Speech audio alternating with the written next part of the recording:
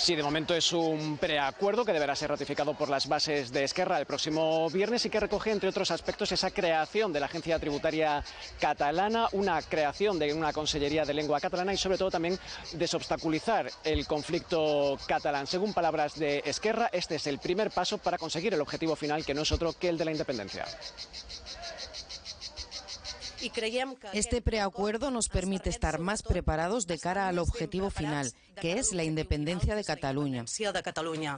Reclamamos la llave de la caja, tener la soberanía fiscal, recaudar el 100% de los impuestos. Es un elemento fundamental y nos teníamos que garantizar de manera estructural y que no dependa de la buena voluntad de quien esté en el gobierno central. Este preacuerdo evidentemente no ha gustado en muchas comunidades autónomas, entre ellas la de Aragón, cuyo presidente Jorge Azcón ha indicado que se trata de un acuerdo ilegal y que va a poner en marcha todos los mecanismos legales desde su gobierno para que no se lleve a cabo. También se ha pronunciado el expresidente Jorge Lambán, quien ha indicado que este pacto lo que hace es romper la igualdad de España. Además, se ha convocado una rueda de prensa de la vicepresidenta del gobierno de Aragón, Mar Vaquero, que tendrá lugar a las 12:30 del mediodía. Bueno, pues así están las cosas. A las 12:30 escucharemos a la vicepresidenta, que quiere valorar, ha sido una convocatoria de urgencia para valorar este preacuerdo establecido entre Esquerra y el Partido Socialista Catalán, porque podemos decir que cambian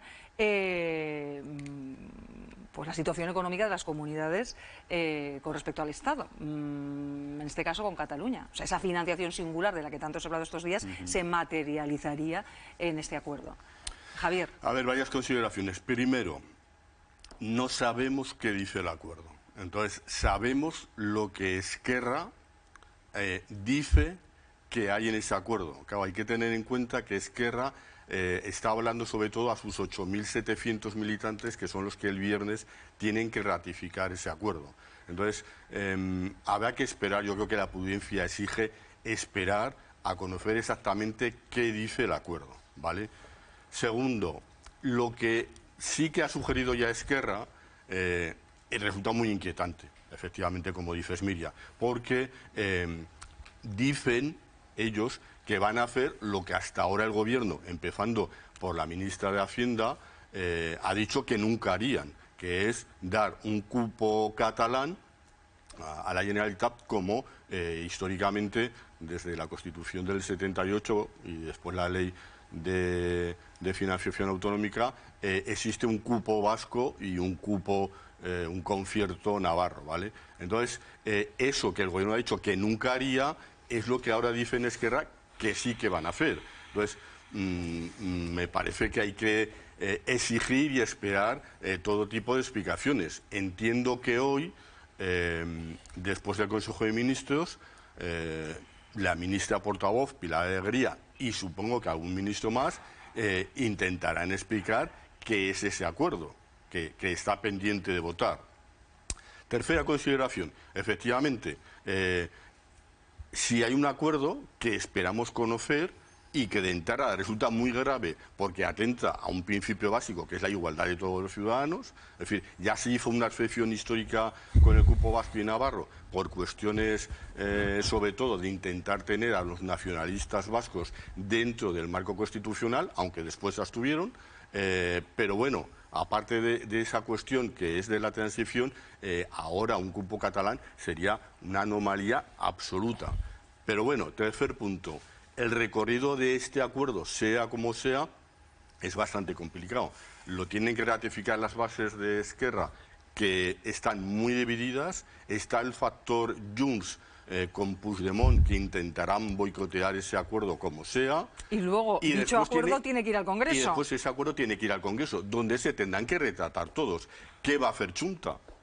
¿Va a votar Junta, por ejemplo, dentro de Sumar y otros partidos que están dentro de Sumar, un acuerdo que lesiona claramente los intereses de todos los ciudadanos, creando más o menos ciudadanos de primera y ciudadanos de segunda?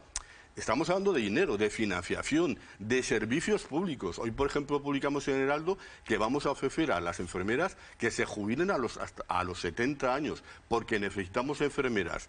Necesitamos enfermeras porque muchas veces no tenemos buenos contratos para mantener a los enfermeros que formamos aquí en Aragón, que se van a otras comunidades donde les ofrecen mejores contratos. Estamos hablando de financiación, de eso estamos hablando, no estamos hablando de entelequias ideológicas, estamos hablando de servicios básicos, de cómo se financia la educación, de cómo se financia la sanidad, de eso estamos hablando. Entonces, es un tema muy serio que espero que el Gobierno y el PSOE, por la parte que le toca, dé explicaciones rápidamente. En este sentido, acabo, Miriam, García Paje, el principal el político con poder institucional hoy por hoy dentro del PSOE, es el único, y en Asturias, presidente autonómico que tiene hoy por hoy el PSOE, anoche fue taxativo.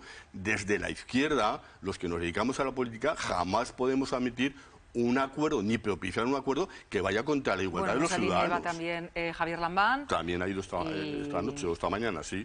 Y son las voces del Partido Socialista críticas con ese preacuerdo del que todavía no ha dicho nada el Gobierno. Darío. Yo estoy muy de acuerdo con lo que ha dicho Javier. Al final hay que tener en cuenta que tiene primero Esquerra que convencer a sus bases. Por lo tanto, yo tengo mis dudas también incluso de que ese acuerdo, pues igual lo conozcamos pronto, igual tardamos en conocerlo porque Esquerra tiene un serio problema si las bases le dicen que no.